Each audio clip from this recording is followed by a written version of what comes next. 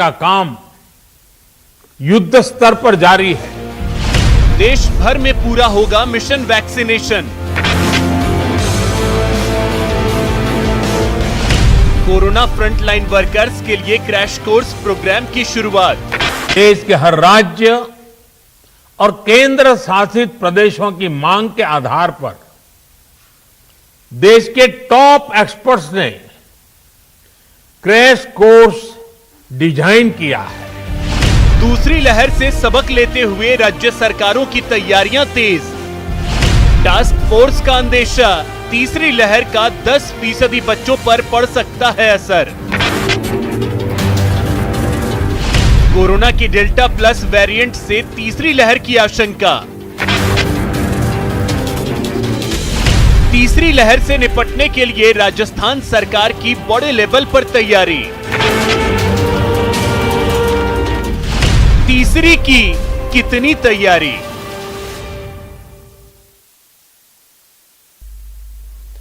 नमस्कार, आप देख रहे हैं न्यूज 18 राजस्थान। आपके साथ मैं हूं अभिषेक।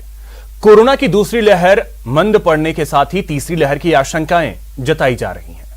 दूसरी लहर से सबक लेते हुए इस बार तीसरी लहर की आशंका को देखते हुए तैयारियां जोरों पर की जा रही हैं। अभी भी कोरोना पूरी तरह गया नहीं है। वायरस नई चुनौती लेकर आ रहा है। एक्सपर्ट्स ने तीसरी लहर की आशंका व्यक्त की है। कोरोना फ्रंटलाइन वर्कर्स के लिए क्रैश कोर्स प्रोग्राम की शुरुआत की गई है। केंद्र सरकार ने बड़े स्तर पर तीसरी लहर से निपटने की तैयारी की है। साथ ही राज्य सरकारें भी बड़े लेवल पर तैयारी कर रही हैं। तीसरे लहर का बच्चों पर असर होगा, ऐसा कहना है विशेषज्ञों का, लेकिन इसमें भी विशेषज्ञ बंटे हुए नजर आ रहे हैं। लेकिन केंद्र और राज्य बच्चों के लिए बेहतरीन तैयारी कर रहे हैं। क्या है वो तैयारी? कितने तैयार हैं हम? इसी मुद्दे पर चर्चा करेंगे गेस्ट पैनल से।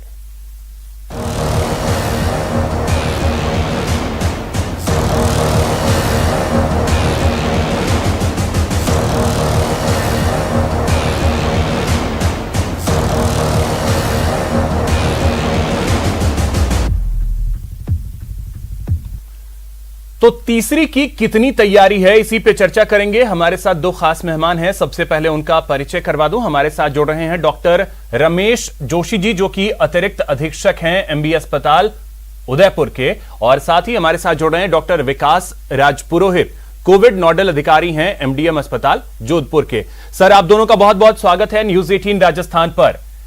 रमेश जी, चर्चा की शुरुआत मैं आपसे करना चाहूंगा। सबसे पहले तो यह समझना चाहूंगा, दूसरा वेब कमजोर पड़ता हुआ दिख रहा है। तीसरे लहर की आशंका कितनी प्रबल है?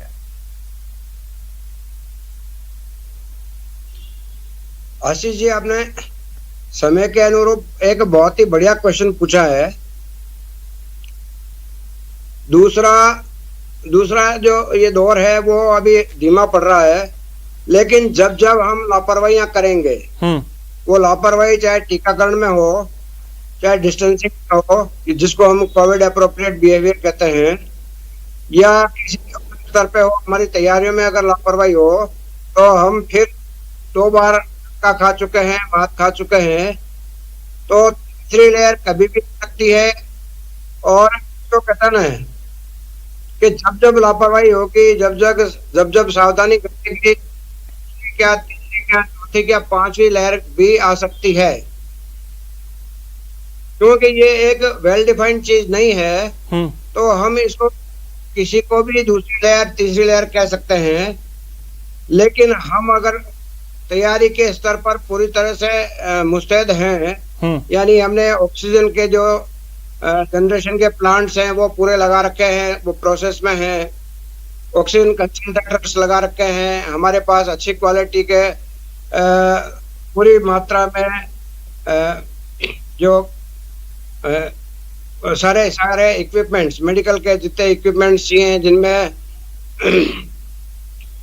आईसीयू में काम आने वाले सारे इक्विपमेंट्स हैं, वो हमारे पास पूरे हैं। पीपी किट पूरे हैं, मास्क पूरे हैं, सैनिटाइजर्स की पूरी मात्रा हमारे पास है। जो ऑक्सीजन बेड सफिशिएंट मात्रा में हमने तैयार कर लिए हैं। और तीसरी वे में बच्चों की इन्वॉल्वमेंट की यानी रमेश जी, आपके अनुसार अगर तीसरी लहर से बचना है तो तमाम गाइडलाइंस को फॉलो करें और टीकाकरण जो चल रहा है तो लोग टीका भी लगवाते रहें। ठीक है, मैं आपके पास फिर से आता हूं। विकास जी, एक और चीज अब मैं आपसे समझना चाहूंगा कि तीसरे लहर को लेकर के जो आशंकाएं जताई जा रही हैं उसको लेकर के इस वक्त प्रदेश में कितनी तैयारी हुई है, और जोधपुर के बारे में भी अगर मैं आपसे समझूं, तैयारी किस लेवल पे हो चुकी है? बिल्कुल सर, हमारे माननीय मुख्यमंत्री जी के निर्देशानुसार जिस प्रकार से उनके निर्देशानुसार हमने सेकेंड वेव को कोप अप किया है कि हमारे यहाँ एक भी दिन नो बेड सिचुएशन कहीं भी पूरे प्रदेश में कहीं भी नहीं देखी गई, और कहीं भी कई दवाइयों की कोई कमी, किसी प्रकार का कुछ भी ऐसा अनुभव हमारे साथ नहीं रहा, क्योंकि हम बहुत पहले प्रिपेयरनेस कर चुके थे। और उसी कड़ी में हम लोग थर्ड वेव के लिए भी, जहां हमें इस बार हमने ग्रामीण क्षेत्रों को भी पूरी तरह से कंट्रोल में लिया है, वहां पे भी पूरी व्यवस्थाएं हर सीएचसी और पीएचसी पे एटलीस्ट 50 से लेके कुछ बेड्स जो ऑक्सीजन बेड्स हैं, ऑक्सीजन कंसंट्रेटर्स हैं, और जो स्पेशलिस्ट हैं, हर पीडियाट्रिशियन की नियुक्ति और मेडिसिन पर्सन की नियुक्ति, एनेस्थीसिया पर्सन की नियुक्ति कर दी गई है। तो हमारा अर्बन एरिया जिसमें bed expansion, ICU bed expansion, क्योंकि ज्यादा गंभीर रोगी अगर आते हैं तो हमें आईसीयू की आवश्यकता है, उनको हमने 3 गुना कर दिया है। एनआईसीयू और पीडियाट्रिक आईसीयू के भी बेड्स की संख्या को हमने 50 से 150 तक लेके गए, इनमें भी 3 गुना वृद्धि कर दी गई है। तो हम किसी भी फ्रंट लाइन पे, किसी भी फ्रंट पे हम कमी नहीं छोड़ रहे हैं, चाहे वो बेड एक्सपांशन हो, चाहे वेंटिलेटर्स हो, चाहे अर्बन डेवलपमेंट में हो, चाहे रूरल एरिया में कोविड कंट्रोल सेंटर स्थापित करना हो, चाहे टेलीमेडिसिन सेंटर स्थापित करना हो। तो हम पूरी एक फौजी तैयारी की तरह ये थर्ड वेव के लिए हम लोग प्रिपेयर्ड हैं। ठीक है विकास जी, लेकिन इसमें यह भी कहा जा रहा है कि जो तीसरा वेव होगा वो सबसे ज्यादा टारगेट करेगा बच्चों को। संक्रमण का खतरा जो इस बार है वो सबसे ज्यादा बच्चों के लिए है, तो बच्चों के लिए तैयारियां किस तरीके से हैं? बिल्कुल, मैं यही कहना चाहूंगा कि बच्चों के लिए देखो, सबसे इंपॉर्टेंट बात तो है कि बच्चे इन्फेक्ट ही ना हो, उसके लिए हमें अवेयरनेस प्रोग्राम्स और गाइडलाइंस को निश्चित रूप से पूरा मानना पड़ेगा, उनकी फॉलो करनी पड़ेगी। उसके अलावा जो दूसरी कम्युनिटी है, जो सभी वैक्सीनेट हो जाएंगे तो एक हमारा जो सीरो पॉजिटिविटी है वैक्सीनेशन के कारण या इन्फेक्शन के कारण, वो अच्छा होगा, तो एक हर्ड इम्यूनिटी डेवलप होने का आसार नजर आने लगेंगे। इसके अलावा अगर अस्पताल स्तर पे या पीएचसी सीएचसी स्तर पे हमने पीडियाट्रिशियन की नियुक्ति कर दी है, पीडियाट्रिक से रिलेटेड जो ट्रेनिंग मॉड्यूल्स है, हमारा एक सरकार का इंटेंस कोविड ट्रेनिंग मॉड्यूल चल रहा है, पिछले 2 साल से चल रहा है, उसमें हमने मेडिसिन और पीडिया के अलावा जो दूसरे फैकल्टीज हैं, जो दूसरे हमारे नर्सिंग स्टाफ है, पैरामेडिकल है, आंगनवाड़ी है, उनको भी हम एक सतत एक ट्रेनिंग प्रोग्राम चला के उनको हम तैयार कर रहे हैं ताकि वो किसी भी पीडियाट्रिक इमरजेंसी को कोप कर सकें। उसके अलावा देखिए सर कि जो एनआईसीयू बेड हैं, जो पीडियाट्रिक आईसीयू बेड्स हैं, उनकी संख्या में हमने वृद्धि कर दी है। सरकार की तरफ से हर मेडिकल कॉलेज स्तर पे करीब 100 से ज्यादा पीआईसीयू और एनआईसीयू बेड्स की स्वीकृति दे दी गई है और उनकी एस्टेब्लिशमेंट भी होने लगे उनके। तो निश्चित रूप से नेक्स्ट 1 मंथ में अभी ऑलमोस्ट सभी मेडिकल कॉलेज पे पहले की तुलना में 3 गुना पीआईसीयू एनआईसीयू बेड्स आपको उपलब्ध मिलेंगे। और उसके साथ साथ जो सीएचसीज हैं, जो हमारी ग्रामीण क्षेत्र में है, वहां भी हमने 20-20, 25-25 पीआईसीयू बेड्स और टोटल 50 ऑक्सीजन बेड हमने वहां पे कर दिए गए हैं। और ट्रेनिंग हमारी रेगुलर चल रही है। खूब सारे पीडियाट्रिक डॉक्टर्स, मेडिसिन डॉक्टर्स और एनेस्थीसिया के डॉक्टर्स को पोस्टिंग्स मिली है, करीब 1000 से ज्यादा, और उन्हीं सभी क्षेत्रों में चिन्हित करके। तो यानी कि दूसरे वेब से सबक ली गई है और इसी वजह से तीसरे के लिए तैयारी चल रही है। लेकिन रमेश जी, अब एक चीज मैं आपसे समझना चाहूंगा, जो तीसरा वेब कहा जा रहा है, कहा यह जा रहा है कि बच्चों के लिए सबसे ज्यादा नुकसानदेह होगा, बच्चों को सबसे ज्यादा टारगेट करेगा, लेकिन एक्सपर्ट्स जो हैं वो इसमें भी बटे हुए नजर आ रहे हैं। कुछ का यह कहना है कि नहीं, बच्चों को वैसा कोई असर नहीं होगा जैसा पहले वेब में हुआ था, दूसरे वेब में हुआ था कि माइल्ड असर हुआ था बच्चों पे, जो संक्रमित हुए थे माइल्ड असर था उन पे, वैसा ही तीसरे फेज में भी होगा। आपके अनुसार क्या है, तीसरा वेब क्या बच्चों को ज्यादा टारगेट करेगा या माइल्ड ही रहेगा बच्चों के लिए भी? अभिषेक जी, ये जो कोरोना वायरस है, इसके अनुमान ये लगाया जा रहा है कि 1 मिलियन से ज्यादा वेरिएंट्स उपलब्ध हैं। इसमें डेल्टा प्लस की भी बहुत चर्चा है। तो ये कहना बड़ा मुश्किल है कि कौन सा वेरिएंट आएगा, कितना असरकार, कितना मतलब घातक होगा और किस आयु वर्ग के ऊपर ज्यादा घातक होगा। लेकिन हम छोटे बच्चों से, जो हमारे नवजात शिशु हैं, वहां से लेकर के हमारे जो वरिष्ठ नागरिक, बड़े बूढ़े जो घरों में है, वहां तक के लिए सभी के लिए पूरी तैयारी रखी है। और विशेष रूप से बच्चों की जो संभावना जताई जा रही है, उसको देखते हुए बच्चों के लिए जो मास्क चाहिए, छोटे मास्क होते हैं, इसी तरह से जो उनको इंट्यूबेट करने के लिए जो इक्विपमेंट्स चाहिए, चाहे वो एंडोट्रेकल ट्यूब्स हो, चाहे बाकी संसाधन हो, उन संसाधनों को बहुत अच्छी तरह से एक्वायर किया है और बहुत अच्छी तरह से व्यवस्थित किया है।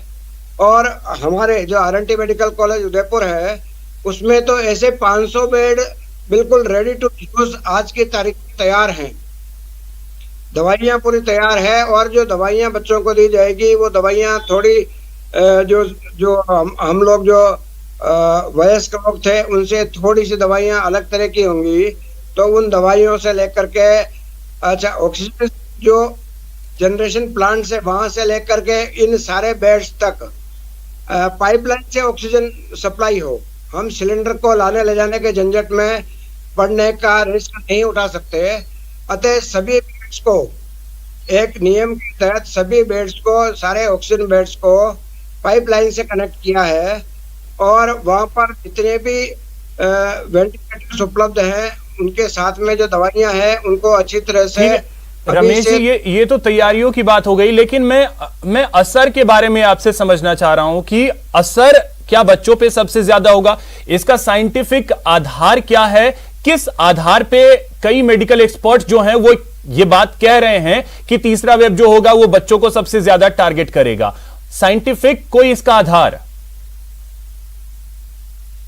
साइंटिफिक क्लू यह है कि बड़ी उम्र के जो लोग थे, चाहे वो सीनियर सिटीजन थे, चाहे वो युवा थे, वो अधिकतर क्योंकि संक्रमित हो चुके हैं, पहला कारण। दूसरा कारण, उन सबको टीकाकरण हो रहा है 18 से ऊपर का। तो दूसरा कारण, मजबूत कारण यह है, अब जो आयु वर्ग बचता है वो बच्चे बचते हैं। तो ये दो जो चीज है वो इंगित करती है कि संभवतया सबसे ज्यादा जो असर आएगा वो 18 साल से नीचे और जो नवजात बच्चे हैं, जो इस तरह के जो बच्चे हैं जिनको कि टीका नहीं लगा है, उनका जो रेगुलर टीकाकरण इस सारे कोविड के टाइम पे अक्सर सफर रहा है। तो जिन जिन बच्चों को टीका नहीं लगा है, उनमें क्रॉस इम्यूनिटी डेवलप नहीं हुई है। तो ये सारी जो संभावनाएं इन 3, 4, 5 पॉइंट्स को लेकर के व्यक्त की जा रही है। लेकिन हम लोग इन सब कमियों को पूरा करने में लगे हुए हैं कि टीकाकरण में हम वापस नहीं। तो बच्चों के लिए तो टीका को लेकर के फिलहाल अभी कितना वक्त लगेगा ये तो कोई नहीं जानता है। विकास जी, बच्चों के टीका को लेकर के अगर मैं आपसे समझूं, 18 से कम वालों के लिए उसको लेकर के तो फिलहाल स्थिति स्पष्ट है नहीं। हालांकि पूरी दुनिया में अगर देखा जाए तो एक सिर्फ फाइजर को अनुमति मिली है यूके में। तो क्या भारत में फिलहाल स्थिति क्या है बच्चों के वैक्सीनेशन को लेकर? गाइडलाइंस का वैसे इंतजार है, और जैसा जोशी सर ने बताया कि बच्चे अभी इसलिए रिस्क पे हैं क्योंकि वो पहले से एक्सपोज नहीं है, उनकी इम्यूनिटी भी उतनी डेवलप नहीं है।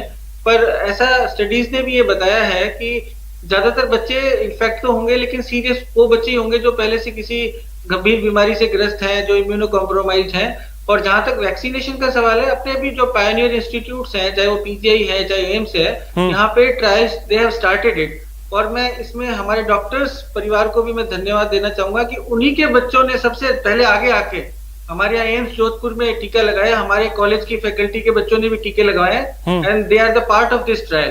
तो हम सब पूरा हमारा परिवार, डॉक्टर्स फैमिली का, चाहे वो पैरामेडिकल हो, चाहे वो हमारे नर्सिंग स्टाफ हो, वो सभी हम ट्रायल पे जो रिसर्च का काम चल रहा है उस पर भी हम काम कर रहे हैं। उसके अलावा हमारी जो प्रिपेयर्डनेस है, जो मुख्यमंत्री जी के निर्देश से चल रही है, उस पर भी हम लोग पूरी तरह से अलर्ट है। फिर भी हम ये आशा करते हैं कि बहुत सारे बच्चे ज्यादा गंभीर संक्रमित ना हो, इसलिए हमें गाइडलाइंस की पालना करनी चाहिए। और तब तक ये ट्रायल हमारे कंप्लीट हो जाएंगे, जो फेज 1-2 ट्रायल्स हैं, तो निश्चित रूप से बच्चों को भी वैक्सीन लग जाएगी। ठीक है। अब एक और चीज है, अभी हमने देखा है कि क्रैश कोर्स की शुरुआत की गई है विकास जी, ताकि जो फ्रंटलाइन वर्कर्स हैं, 1 लाख फ्रंटलाइन वर्कर्स जो हैं वो तैयार किए जा सकें। उसे आप किस तरीके से देखते हैं? फेज 3 जो लहर तीसरी होगी उसकी तैयारी के नजरिए से। जी, बहुत अच्छी बात है सर। इसमें मेडिकल, पैरामेडिकल और नर्सिंग स्टाफ तो हम लोग इंटेंस ट्रेनिंग दे ही रहे थे। उसके अलावा जो हमारी आंगनवाड़ी कार्यकर्ता थी उसका भी हमारा ट्रेनिंग मॉड्यूल है, जिसमें हमने उनको कोविड से रिलेटेड सभी जानकारियां उपलब्ध कराई है। और ये जो हमारे राज्य स्तर पे ट्रेनिंग पहले से चल रही है, और अभी माननीय प्रधानमंत्री महोदय ने भी एक जो क्रैश कोर्स डिक्लेयर किया है, उसमें कुछ नॉन मेडिकल स्टाफ को भी इंक्लूड किया गया है, जिसमें वॉलेंटियरिंग भी हो सकती है, या जो मेडिकल से कुछ जानकारी रखने वाले लोग हैं उनको एक कोर्स तैयार किया जाएगा, जिसमें सारे सब्जेक्ट कवर किए जाएंगे, जिसमें वैक्सीनेशन भी है, दवाइयां भी है, संसाधन जुटाने की प्रक्रिया भी है, उसके अलावा इमरजेंसी में क्या केयर होगी, सैंपलिंग कैसे होगी। तो ये निश्चित रूप से एक ह्यूमन रिसोर्स, एक मानव सेना और एक उपलब्ध हो जाएगी हमारे लिए, तो ये बहुत अच्छा रहेगा। पर अपने सरकार में, हमारी राज्य सरकार में ये काम चल रहा है पहले से, और हमारे बहुत सारे वॉलंटियर्स, प्राइवेट हॉस्पिटल्स और हमारे जो आयुर्वेद ने बहुत मदद की हमारी इसमें, पूरा उनकी टीम हमारे साथ लगी हुई थी, आंगनवाड़ी से सारे CDPO से सारी टीम्स लगी हुई थी। तो ये मिलके ये काम हो सकता है, मिलके ये लड़ाई लड़ी जा सकती है। ठीक है।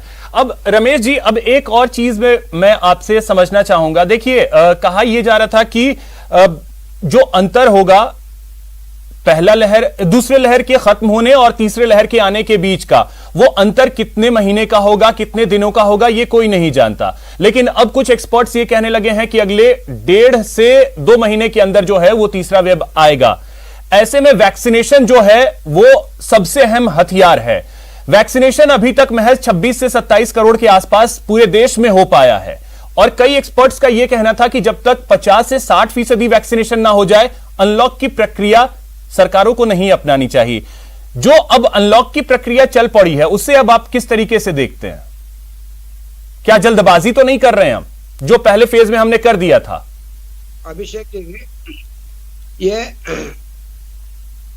अनलॉक की जो प्रक्रिया है वो, क्योंकि आर्थिक रूप से कई सारे परिवार इतने टूट चुके थे कि वो जो रोज की जो रोटी है उसके लिए भी स्ट्रगल कर रहे थे। तो ये शायद सरकारों की मजबूरी रही होगी, और हम भी समझ सकते हैं कि आदमी जिंदा रहेगा अगर खाना भी मिला तो तभी जिंदा रहेगा, तो उसके लिए किया गया। वैक्सीनेशन के लिए सबसे अच्छी बात यह है कि आज तारीख है 19 जून, और 21 जून से पूरे राष्ट्र के अंदर केंद्र सरकार बिल्कुल निःशुल्क टीकाकरण प्रारंभ करने जा रही है। ये एक बहुत अच्छी खबर है।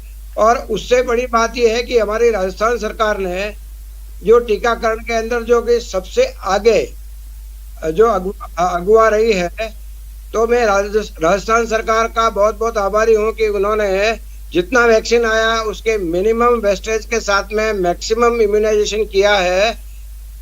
तो यही स्पीड अगर बनी रहती है तो हम अगले 3-4 महीने के अंदर काफी कुछ टीकाकरण कर लेंगे। नहीं, लेकिन रमेश जी, इसमें तो दिक्कत यही आ रही है, वैक्सीन उतना देश में उपलब्ध है या नहीं, इसको लेकर के स्थिति फिलहाल स्पष्ट है नहीं, क्योंकि लक्ष्य तो रख लिया गया है कि हो सकता है जुलाई में हम 1 करोड़ वैक्सीनेशन एक दिन में करें, लेकिन उतना टीका है ही नहीं।